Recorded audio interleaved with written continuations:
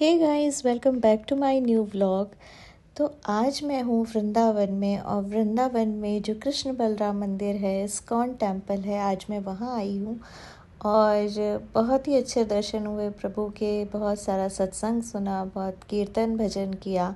उसके बाद मैंने यहाँ पर इस्कॉन टेम्पल का, श्रीला प्रभुपाद का जो म्यूज़ियम है वो विज़िट किया। रियली मैं आपको बता नहीं सकती, इतनी सुंदर झांकियाँ, इतने एक एक चीज़ उनने इतने अच्छे से बनाई है। आप खुद देख सकते हैं, जैसे ही हम एंट्री लेते हैं म्यूज़ियम में, ये राधा कृष्ण की जो प्रतिमा है बहुत ही खूबसूरत है। आप इसकी एक एक डिटेल देखिए, मतलब मैं आपको बता नहीं सकती, बस देखो और देखते ही रहो, नज़र हट ही नहीं रही थी इसको देखते देखते। और एक एक डिटेलिंग आप देखिए, यही तो हमारे इंडिया, हमारे भारत की सुंदरता है। और मैं बस, जो भी नहीं गए हैं यहाँ, जिन्होंने भी विज़िट नहीं किया है, आप ज़रूर जाएं और इस म्यूज़ियम को भी बिल्कुल डिटेलिंग में विज़िट करें आराम से। और मैं आपको शुरू से बताती हूँ, देखिए एक एक डिटेल कितनी अच्छे से दी गई है। और प्रभु की मूर्तियाँ, भगवान की झांकी, एक एक उनका चरित्र इतने अच्छे से मूर्ति के द्वारा वर्णन किया गया है, आप खुद देखिए। और मेरा एक्सपीरियंस तो इतना अच्छा रहा कि मैं आपको क्या बताऊं। जब भी हम फ्री होते थे, दूसरे मंदिर से घूम के हम यहीं आ जाते थे और बस अपना टाइम यहीं स्पेंड करते थे।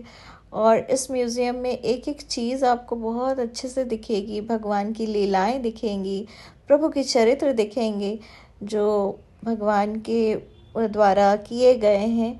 और बस बहुत ही अच्छा एक्सपीरियंस रहा मेरा। और आप भी जाइए, देखिए राधा कृष्ण की मूर्तियाँ, राधा कृष्ण की झांकी हर तरफ आपको दिखेगी। और अलग अलग उनके भाव रहते हैं अलग अलग चीज़ों में। ये देखिए ब्रह्मा जी हैं, ये ब्रह्मा जी की प्रतिमा है। ये वहाँ की कुछ चीज़ें लिखी हुई हैं जो इसी म्यूज़ियम से रिलेटेड हैं। जैसे सृष्टि के आरंभ में पूरी भगवान की लीलाएं लिखी हुई हैं, जो जो लीला यहाँ दर्शाई गई है उसका वर्णन भी किया गया है। जो भी इस प्रतिमाओं में लीला दर्शाई गई है उनका वर्णन लिखा है एक एक नीचे नोट में।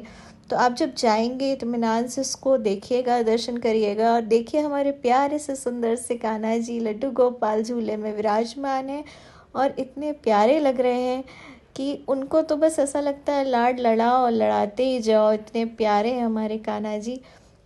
और ये उन्हीं की नगरी है, उन्हीं की लीला है, उन्हीं का कृपा है, और श्री राधा रानी की कृपा है कि वृंदावन धाम आने मिलता है बार बार और दर्शन करने मिलता है।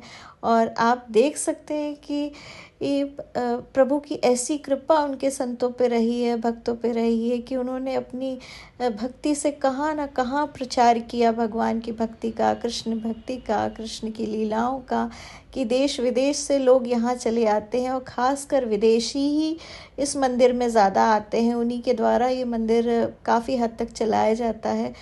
तो आप सोच सकते हैं कि हमारे भगवान के नाम में इतनी ताकत है और इतना उनकी लीलाएं हैं कि सब खींचे चले आते हैं उनके नाम के आगे। और ये सारी लीलाएं विस्तृत में वर्णन है मूर्तियों में, देखिए आप खुद देख सकते हैं कितना सुंदर बनाया गया है, ऐसा लगता है जैसे सब रियल हो।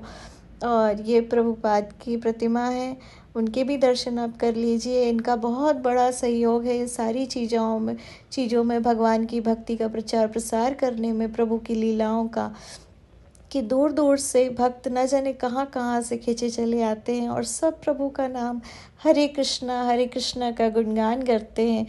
और एक एक लीलाएं आपको यहाँ पर बहुत सुंदर दिखेंगी, जो श्रील प्रभुपाद के द्वारा बनाई गई हैं, उनके द्वारा रची गई हैं। और देखिए इस म्यूज़ियम की बहुत ही ख़ास चीज़ है ये, हर चीज़ बहुत ही डिटेलिंग में आप खुद देख सकते हैं। भगवान का कीर्तन करते हुए प्रभुपाद और उनके साथी गैया बछड़ा सब खड़े हैं, पीछे जगन्नाथ जी हैं, जय जगन्नाथ।